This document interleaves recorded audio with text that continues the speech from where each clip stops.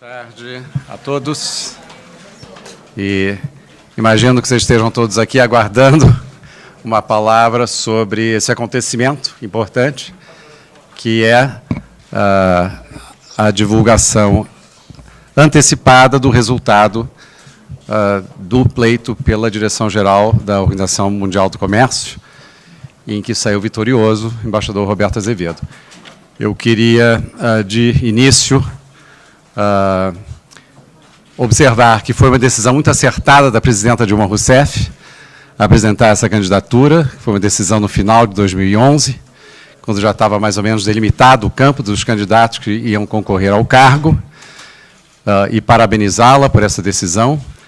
Queria também salientar as extraordinárias qualidades profissionais do candidato, ele próprio, embaixador Roberto Azevedo, um diplomata que se especializou em comércio internacional e revelou qualidades muito apropriadas para o desenvolvimento de uma carreira na Organização Mundial do Comércio, pela sua precisão técnica, mas também pela sua capacidade de diálogo com todos os integrantes da organização, independente do nível de desenvolvimento. Sem dúvida, esta hoje é uma vitória do Brasil, mas também é uma vitória pessoal do Roberto Azevedo. Agradecer muito a participação e o apoio que eu recebi dos meus colegas, ministros, em particular da Indústria e Comércio, da Fazenda. Todo o governo apoiou muito essa candidatura. E, como não podia deixar de ser também, reconhecer que aqui no Itamaraty houve um empenho enorme. Nós trabalhamos de forma incansável, formamos um gabinete de apoio à candidatura, capitaneado pelo embaixador Rui Pereira, que merece o meu reconhecimento pessoal pelo seu empenho, pela sua dedicação, assim como de toda a sua equipe. Eu creio que também devo dizer uma palavra sobre a Troika, né? Em primeiro lugar, o embaixador do Paquistão, junto ao OMC, que presidiu esse processo, com seus assessores da Suécia e do Canadá, e que desempenharam um papel extremamente profissional. A lisura do processo na OMC, isso foi muito reconhecido pelos delegados, pelos embaixadores em Genebra, mas também pela comunidade que acompanha o processo, a imprensa especializada, inclusive, que permitiu chegar a esse resultado. E também manifestar aqui o meu reconhecimento pelo México, a atitude profissional do México. Eu mesmo telefonei para a embaixadora do México logo depois que saiu o resultado, para salientar a importância de, independente de nós concorrermos ao mesmo cargo, o fazermos sempre num espírito de lisura, de profissionalismo e de bom convívio. São características que ficarão e que marcarão esse processo de eleição de diretor-geral. Amanhã, o Conselho Geral da Organização Mundial do Comércio deverá oficializar o resultado, e eu acho que é, sem dúvida nenhuma, um resultado muito importante e que reflete uma ordem internacional em transformação, em que países emergentes demonstram capacidade de liderança, uma liderança que, no caso do Roberto Azevedo, ela se apoia muito sobre o mundo em desenvolvimento, mas também não deixa de obter reconhecimento entre representantes do mundo desenvolvido. Foi muito importante, em particular, uma característica, uma das peculiaridades aqui do processo de seleção da OMC, o fato de que mesmo aqueles que terão escolhido o outro candidato nessa etapa final, terem deixado claro que não se opunham à formação do consenso em torno do candidato não preferido. Essa postura, que eu entendo terá sido manifestada por países desenvolvidos, importantes atores na OMC, terá facilitado esse desenlace. Obrigado pela atenção de todos vocês.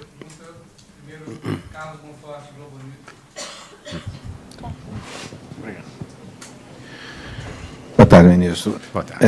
Bom, não era o objetivo inicial, mas o senhor acha que houve, no fundo, no final de contas, uma guerra norte-sul? Houve uma dinâmica que envolveu também aspectos norte-sul. Na OMC existem 3 categorias de países: os desenvolvidos, e os em desenvolvimento e os de menor desenvolvimento relativo. Mas um dos critérios para a seleção do diretor-geral era justamente a composição, a qualidade, a distribuição geográfica e em nível de desenvolvimento dos apoios recebidos. E eu acho que foi importante, no caso da candidatura brasileira, ela ter recebido apoio de todas as regiões do mundo e de países importantes dessas 3 categorias de desenvolvimento. Obrigada.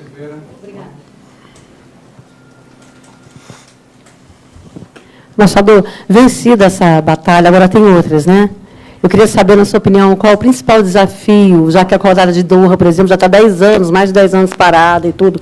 Qual é o desafio do embaixador? Bom, um dos aspectos que eu acho que influenciou o apoio de vários países e delegações à candidatura do Brasil, do embaixador Roberto Azevedo, foi o sentimento de que ele não precisava ser treinado para ocupar o cargo. Então, que ele já entraria no jogo, digamos assim, já tendo se esquentado no banco da reserva e podendo chutar em gol. E é um pouco nesse espírito que ele começará a trabalhar, já com vistas à ministerial de Bali, que ocorrerá agora no fim do ano. Há todo um trabalho preparatório para tentar ressuscitar a rodada de Doha, eventualmente mediante o que se chama de colheita antecipada em algumas áreas. Nós consideramos que a colheita antecipada deve refletir o conjunto dos interesses dos membros da organização, não apenas aqueles dos membros mais desenvolvidos. E eu entendo que já existem avanços importantes nessa direção. Sem dúvida, uma primeira tarefa estratégica, fundamental, do futuro diretor-geral será essa de preparar uma boa conferência ministerial em Bali no fim do ano. Boa tarde, ministro.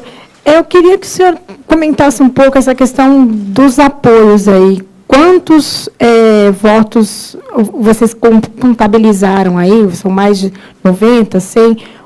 E como é que vai ficar essa relação do Brasil, ou mesmo do Roberto, com os países que demonstraram apoio ao mexicano, né? Tudo bem, é um processo democrático, mas como é que vai ficar essa relação?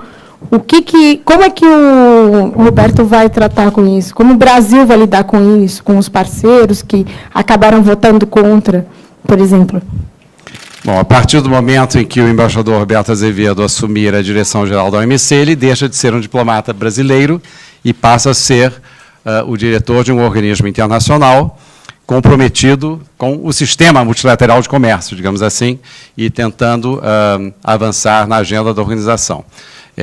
Eu não estou em condições de te dar uma resposta específica sobre números, mas talvez alguns parâmetros e indicações. Uma informação importante, que a chamada Troika, né, constituída pelo embaixador do Paquistão e seus assessores de Suécia e Canadá, propiciaram aos 2 candidatos, foi de que a vitória era inequívoca em termos numéricos e ao longo das 3 rodadas de consulta. Como vocês sabem, houve 3 rodadas, no início com 9 candidatos, na etapa seguinte com 5 e na final com apenas 2. Nessas 3 rodadas, o candidato brasileiro demonstrou uma capacidade de liderança significativa e inequívoca. Não temos os números exatos, e isso é importante. Quanto à forma como o Brasil lidará, ou como o Roberto Azevedo lidará com aqueles que terão deixado de votar nele, mais uma vez, eu comento aquilo que eu dizia, que um fator importante nesse processo, na formação do consenso, foi o fato de que, mesmo os que escolheram o candidato mexicano, terão indicado que eles conviveriam de forma confortável, sem dificuldade, com um consenso que se formasse em torno do outro candidato.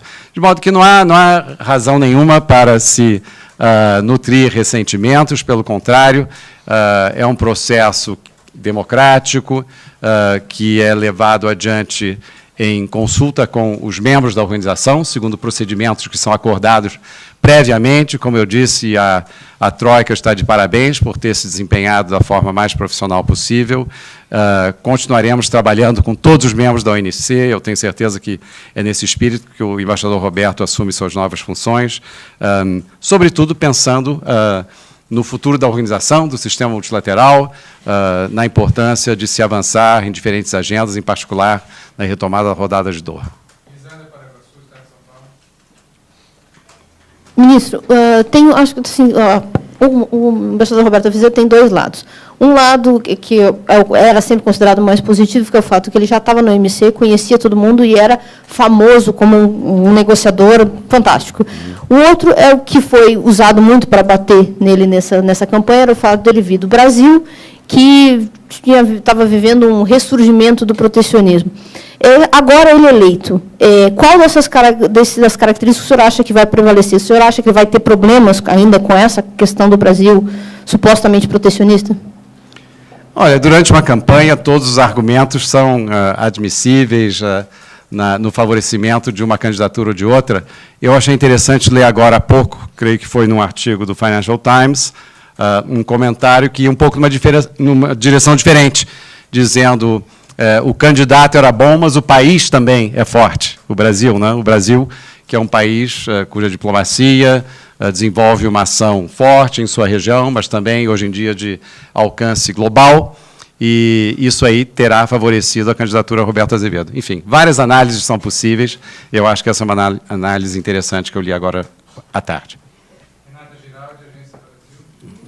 Duas perguntas. A primeira é a seguinte: como se comporta um diretor-geral brasileiro quando tem uma questão controvertida envolvendo o Brasil? E a segunda, o senhor acaba aí de encerrar, como o senhor disse, um grande esforço aí coletivo, e já está começando um outro que é com o Dr. Paulo Vanucchi.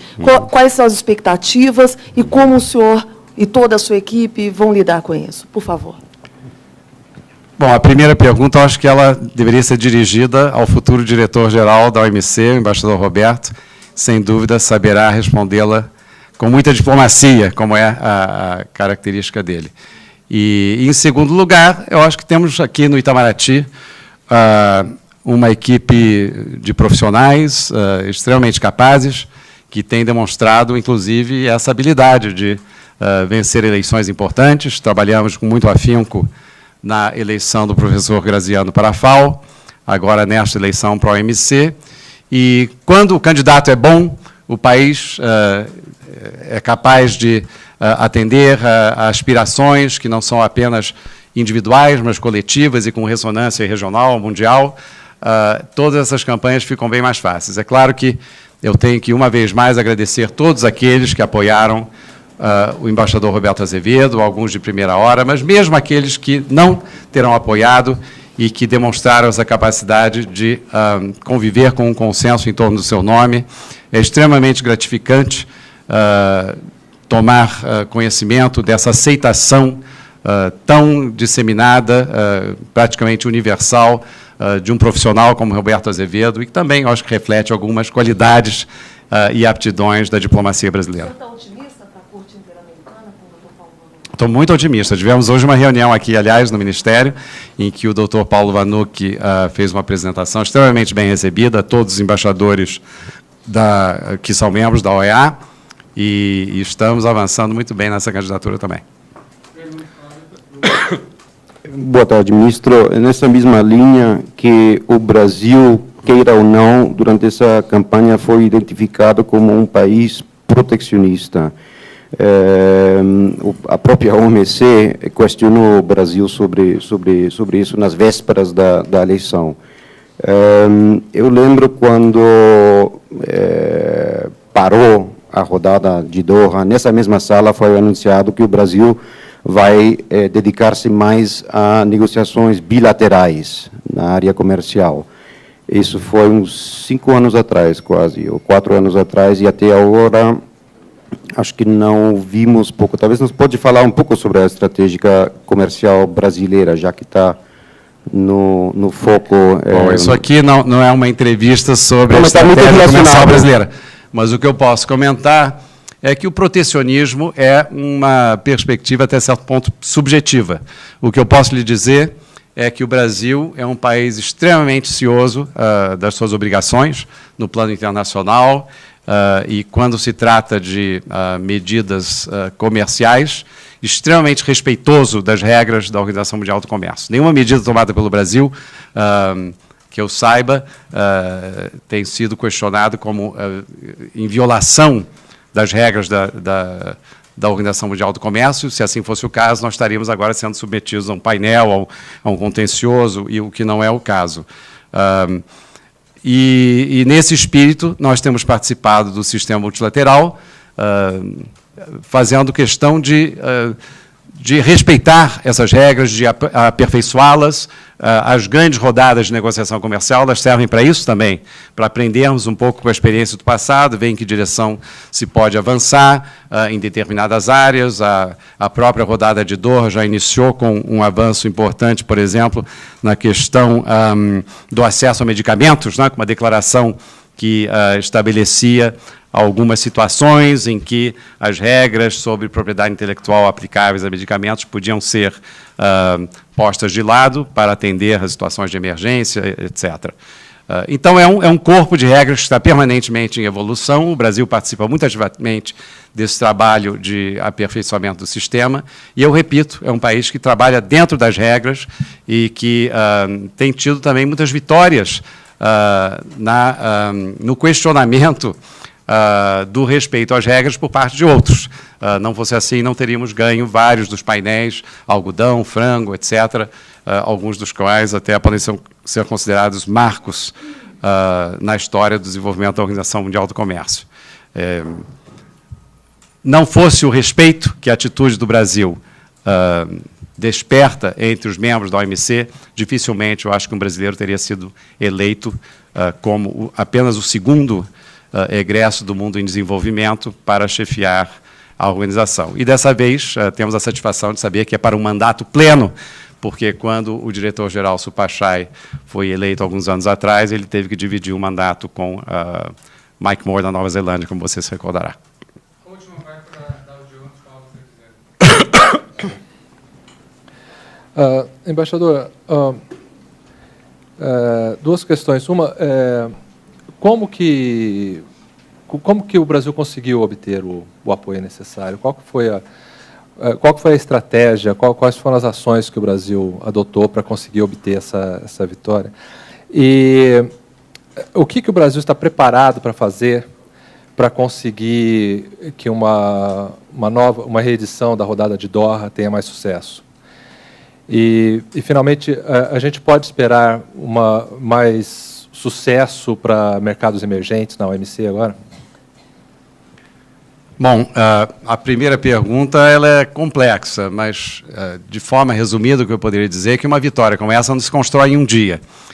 Eu agora mesmo recebi um e-mail do meu antecessor, ministro da Defesa, Celso Amorim, dando parabéns, e eu lembrei, olha, muito disso começou com a sua gestão, com a Conferência de Cancún, com o surgimento do G20 na OMC, que mudou a dinâmica na OMC, que era na época, ou mesmo no antigo GATT, né, uma organização que era muito dominada pelo que se chamava da Quad, União Europeia, Estados Unidos, Canadá e Japão, e que, a partir de Cancún, passou a incorporar de uma maneira mais eficaz e com maior participação o ponto de vista dos países emergentes, em particular no tema da agricultura. Foi assim que surgiu o G20 OMC. O prestígio que o Brasil acumula na OMC e anteriormente no GATT, ele vem já de alguns anos. Nós tivemos grandes embaixadores à frente da organização. Eu mesmo, no meu primeiro posto no exterior, trabalhei com o embaixador Paulo Nogueira Batista, que trabalhou na rodada Uruguai. Sucessivamente, assim foi, o Celso Amorim, Roberto Azevedo, etc. Tudo isso criando uma imagem, uma percepção de seriedade, profissionalismo, credibilidade. Agora, no mais curto prazo, assim, se você quiser dizer que eu diga alguma coisa sobre como é que se consegue uma vitória dessas, sem dúvida, mobilizando toda a máquina aqui da nossa diplomacia. Nós hoje temos uma rede de embaixadas que é muito significativa, nas Américas, no Oriente Médio, na África, na Ásia Central, na Oceania, enfim, sem falar de Europa Oriental, profissionais da diplomacia que estão extremamente motivados com todas as causas que nós defendemos. Nós identificamos uma série de emissários especiais para visitarem capitais, por exemplo, onde nós não temos uma representação diplomática permanente. A presidenta da República esteve extremamente comprometida, escrevendo cartas, mantendo uma série de encontros, como, por exemplo, agora recentemente, na cúpula América do Sul-África, realizada na Guiné Equatorial, onde ela sentou-se uma tarde, longa tarde, mantendo bilaterais com inúmeros chefes de Estado africanos, muito telefonema, uma equipe aqui, como eu já parabenizei, liderada pelo embaixador Rui Pereira, que foi incansável, até trabalhando, às vezes, fim de semana, 24 horas, enfim, reagindo a todas as informações, impulsos e dando ideias. É uma mobilização grande, mas, como eu digo, isso se constrói sobre alicerces de seriedade, profissionalismo, credibilidade ao longo de muitos anos.